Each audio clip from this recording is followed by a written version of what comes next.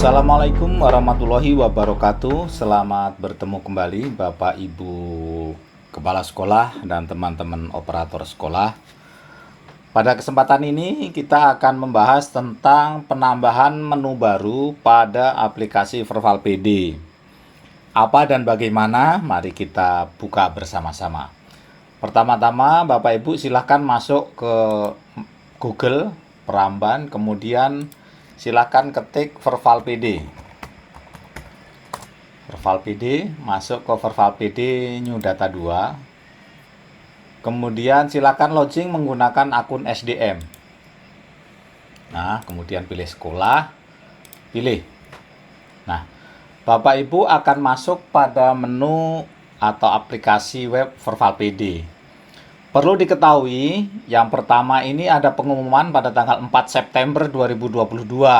Informasi data residu berdasarkan dengan hasil pemadanan data kependudukan Dukcapil, silahkan lakukan perbaikan data sesuai dengan dokumen kependudukan. Bapak Ibu, di tanggal 4 September 2022, Bapak Ibu dipersilahkan untuk memperbaiki data kependudukan Dukcapil di Verval PD sesuaikan dengan data kependudukan yang ada, yaitu sesuai dengan akte dan KK. Kemudian di tanggal 10 Oktober 2002 ada pengumuman lagi, yaitu perbaikan data peserta didik dapat dilakukan pukul 6 sampai pukul 20. Jadi ini pada hari kerja pada jam 6 pagi sampai dengan jam 8 malam. Ada pengumuman lagi yang terakhir Bapak Ibu berhubungan dengan perubahan menu, yaitu pada tanggal 15 Februari 2023. Apa pengumuman yang ada? Yaitu yang pertama, satu, dalam rangka penanganan anak tidak sekolah atau ATS diperlukan informasi tempat tinggal peserta didik hingga lingkup desa atau kelurahan.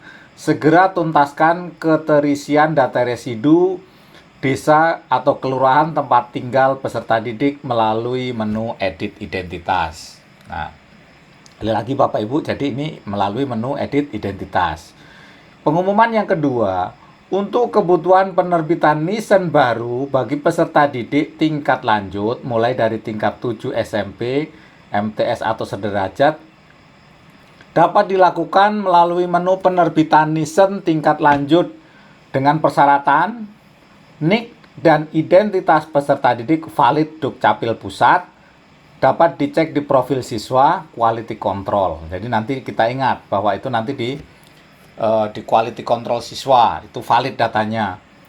Mengunggah pindaian ijazah asli dari jenjang pendidikan sebelumnya. Artinya kalau dari SMP berarti wajib mengupload ijazah SD. Kemudian yang ketiga, menu rekam didik jenjang sebelumnya disiapkan untuk pengajuan perbaikan rekam didik peserta didik dari jenjang-jenjang pendidikan sebelumnya, khusus bagi data peserta didik dengan NISN valid. Nah, jadi ini untuk rekam peserta didik ini datanya sudah, NISN-nya sudah valid. Nah, nanti apa saja yang harus dilakukan? Yang pertama kita close. Perbaikan tentang data residu. Silahkan Bapak Ibu lakukan perbaikan data residu terhadap anak-anak yang datanya masih berada di data residu, khususnya data-data yang bersilang merah, terkecuali NISN. Nah, NISN nanti akan ada sendiri bagaimana caranya. Seperti ini, misalnya tanggal lahir, tempat tanggal lahir, silahkan lakukan perbaikan. Untuk tracking datanya, Bapak Ibu bisa klik di sini. Kemudian lihat rekam ini data peserta didiknya. Rekam didiknya adalah perjalanan siswa tersebut sekolah di mana saja.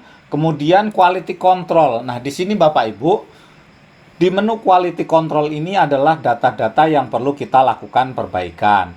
Jadi di sini silang merah tempat lahir. Tempat lahir tidak sesuai, tidak padan dengan Dukcapil. Silakan dicek kembali menggunakan akte kelahiran dan KK. Apabila data berbeda antara KK dan akte, maka mohon untuk dapat dipadankan atau disamakan data yang ada di akte kelahiran dan di KK, dan dengan cara menghubungi Dukcapil setempat. Begitu juga dengan tanggal lahir. Silahkan disamakan antara akte, KK, dan ijazah. Apabila antara akte dan KK berbeda, silahkan hubungi Dukcapil setempat.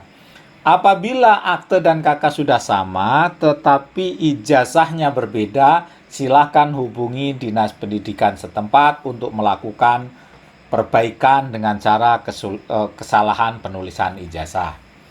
Demikian untuk data yang residu, silahkan Bapak Ibu tracking sesuai dengan data-data yang ada di menu residu. Selanjutnya adalah di sini ada menu identitas tadi, silahkan lakukan perbaikan sesuaikan dengan data yang ada antara akte, KK, dan ijazah. Harus sama sehingga data tidak residu. Menu selanjutnya, menu yang baru adalah penerbitan Nisen. Penerbitan Nisen ini apabila di sekolah Bapak Ibu terdapat siswa yang belum memiliki Nisen atau Nisennya masih residu. Data siswa akan muncul di daftar berikut. Jadi di sini Juwita Dwi Salsabila. Nah, dia Nisennya NIK sudah valid Dukcapil tetapi belum memiliki Nisen. Nah, kita cek di sini di menu residu.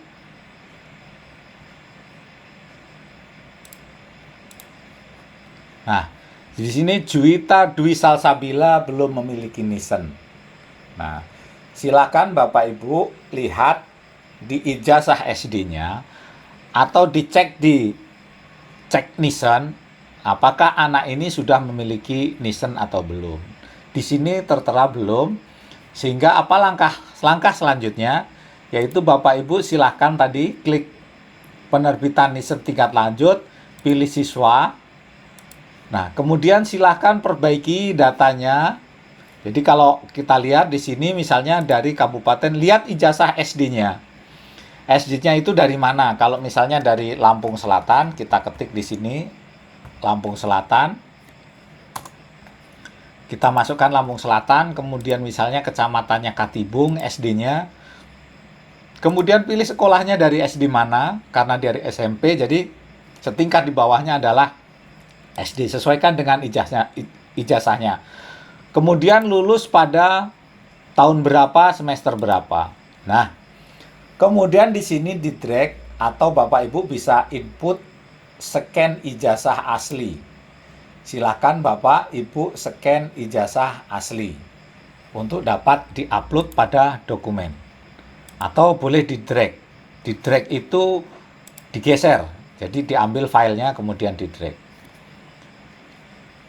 Sekali lagi, jadi klik menu penerbitan Nisen tingkat lanjut, kemudian pilih siswanya, perbaiki datanya sesuai dengan sekolah yang ada. Sesuaikan dengan ijazah SD yang ada. Nah, ini adalah untuk siswa yang memang belum memiliki Nisen sehingga datanya residu. Kemudian bagaimana dengan ini syaratnya yang perlu kita baca, maaf, kita ulangi. Kriteria pengajuan Nisen adalah 1. Peserta didik yang belum pernah punya Nisen termasuk dalam kategori residu atau kosong. Jadi dia masih residu dan Nisennya masih kosong. Nisen yang pernah dimiliki ditulis di ijazah tidak valid atau ijazahnya itu tertulis Nisen tetapi tidak valid, dicari di cek Nisen. Cek Nisen atau di laman cek Nisen ya.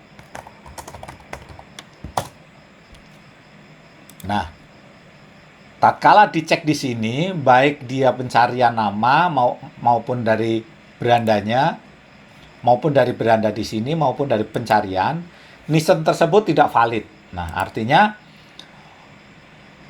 harus diajukan usulan. Kemudian yang ketiga, data identitas wajib diisi valid di Dukcapil. Nah, jadi dia tidak memiliki Nisen, tetapi data-data identitas yang bersangkutan itu valid di Dukcapil. Yang keempat, ijazah asli dari jenjang pendidikan sebelumnya wajib diunggah. Jadi dia memiliki ijazah SD yang harus diunggah tadi. Kemudian membutuhkan persetujuan pusat. Nah, Bapak Ibu perlu kita sadari, perlu kita ketahui bahwa yang mengapprove adalah pusat, bukan Dinas Pendidikan Kabupaten maupun Dinas Pendidikan Provinsi. Jadi inilah kriteria pengajuan NISN tingkat lanjut. Silahkan, jadi nanti ini data NIK-nya adalah valid semua, tetapi dia belum memiliki NISN. Maka silahkan diajukan. Nah, ini untuk penerbitan NISN tingkat lanjut. Kemudian untuk rekam didik jenjang sebelumnya. Untuk rekam didik jenjang sebelumnya, yang perlu diketahui yaitu peserta didik yang sudah mempunyai NISN valid, bukan residu. Artinya siswa tersebut memiliki NISN. Memperbaiki rekam didik dengan melampirkan ijazah asli dari jenjang pendidikan sebelumnya. Sama, jadi harus mengupload ijazah asli, bukan fotokopi. Kemudian yang ketiga, rekam didik yang diperbaiki adalah tingkat akhir sesuai dengan ijazah yang dilampirkan. Jadi kalau SMP berarti dia melampirkan ijazah SD, begitu juga seterusnya. Kemudian yang keempat, membutuhkan persetujuan atau approve pusat. Nah, data siswanya adalah Bapak Ibu, seluruh data siswa ada di sini. Silahkan sama.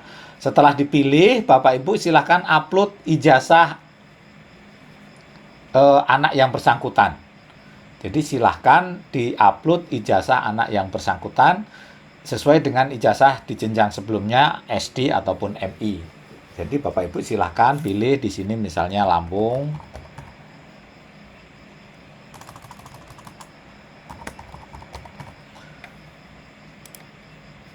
Ya, kemudian pilih kecamatannya. Nah, di sini pilih sekolahnya.